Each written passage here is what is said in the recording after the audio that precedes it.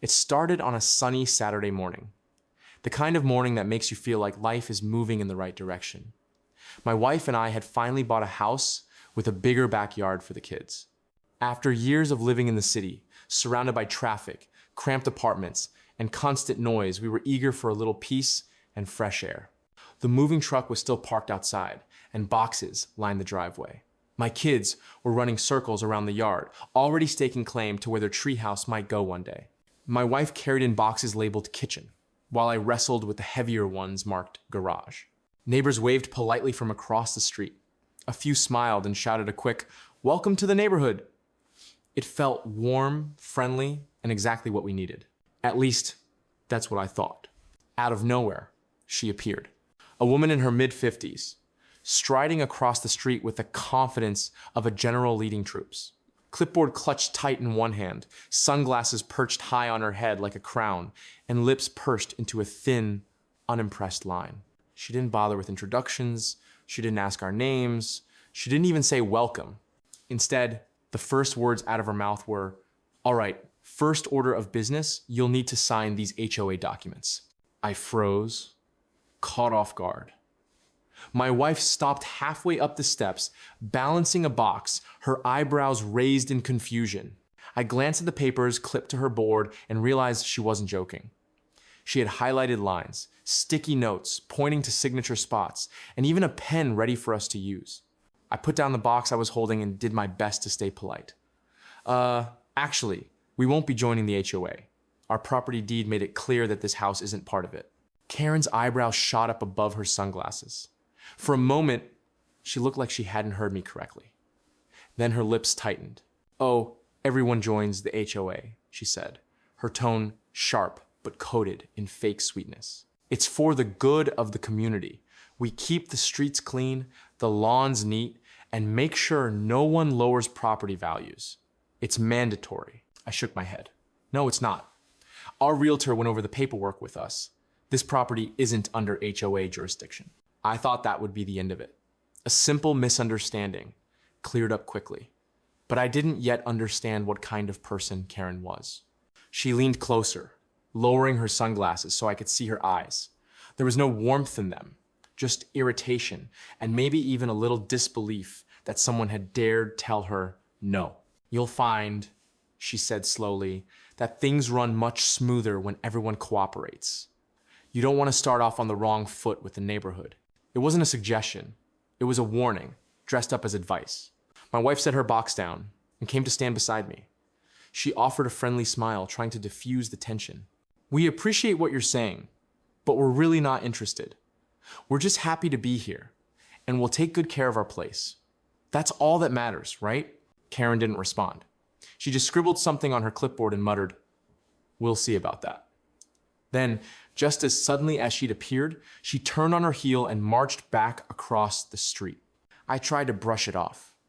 After all, every neighborhood has a Karen, right? The busybody who thinks they run the block.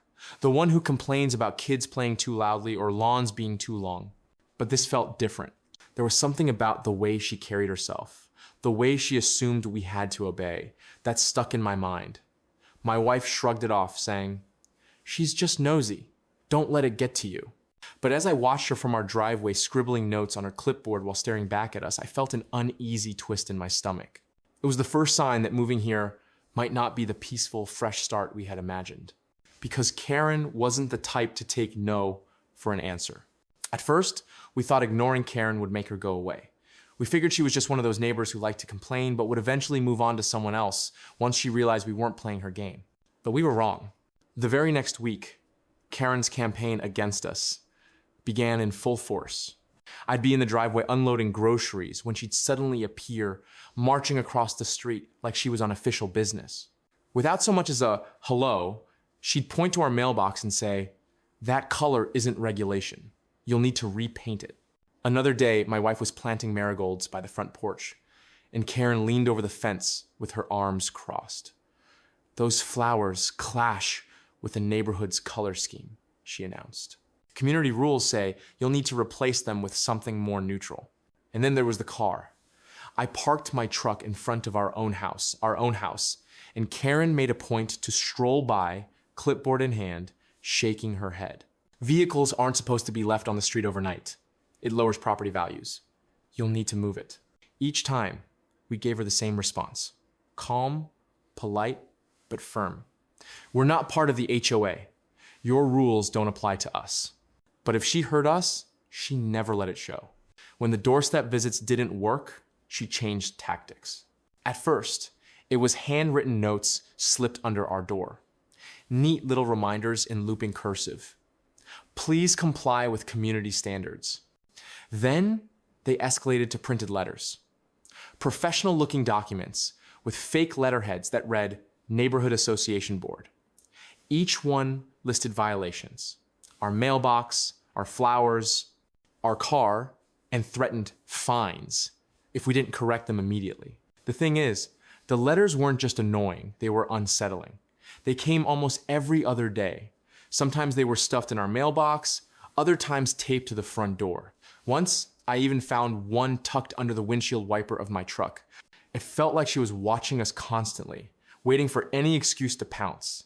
And then came the typed notice. This one wasn't about mailboxes or flowers. It wasn't about fines or parking. It was short, cold, and direct.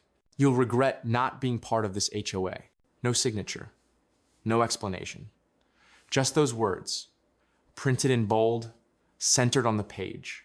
I remember holding that letter in my hands, staring at it, and feeling the first real spark of anger. This wasn't just neighborly nagging anymore. This was intimidation.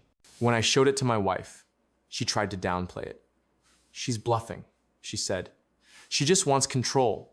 If we don't give it to her, maybe she'll back off. But deep down, we both knew that line had crossed into something darker. After that, I found myself glancing out the windows more often. At night, I'd catch Karen standing in her driveway, arms folded, staring at our house like she was daring us to make the next move. The kids started asking questions. Why does that lady keep coming over? Why is she mad at us? We told them not to worry, that it was just grown-up stuff, but I hated the fact that they noticed.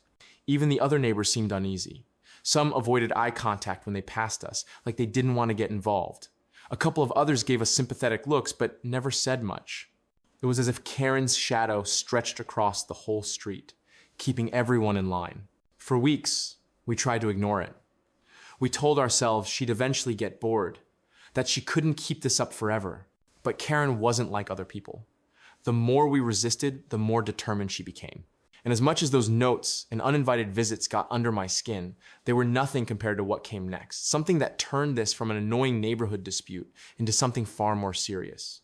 Because Karen wasn't content with letters anymore. She was about to involve the police. One evening, I was grilling in the backyard when 2 police cars pulled up in front of our house. The sound of tires crunching on gravel and the sudden flash of red and blue lights froze me in place. My heart dropped into my stomach. My kids, who had been playing tag around the yard, stopped mid-step, their faces pale with confusion and fear. For a split second, I wondered if something terrible had happened on the street, an accident, a break-in, anything. But then I realized the cars had stopped directly in front of my house, and my stomach twisted even tighter. 2 officers stepped out, adjusting their belts as they walked up the driveway. Their faces were calm but serious, professional but cautious. "Sir," one of them asked, "is everything all right here tonight?" I blinked, confused. "Yes, of course, everything's fine." "Why?" The second officer glanced around, his eyes flicking over the grill, the half-cooked burgers, and the kids clutching their juice boxes on the porch. "We got a call," he explained, "a report of disturbing the peace. The caller also claimed you were refusing to follow lawful community orders." It took me a second to process his words. Then it hit me. Karen. I didn't even have to look to know she was there. But I looked anyway. Sure enough, Karen stood in her driveway, arms folded across her chest, watching like she was the director of some play she'd staged. Her lips curled into a smug little smirk the moment our eyes met. It wasn't the smile of someone happy the police had come to solve a problem. It was the smile of someone who believed she had just won. I turned back to the officers, trying to keep my voice steady. "Look, I don't know what she told you, but we're not disturbing anything. We're just grilling dinner.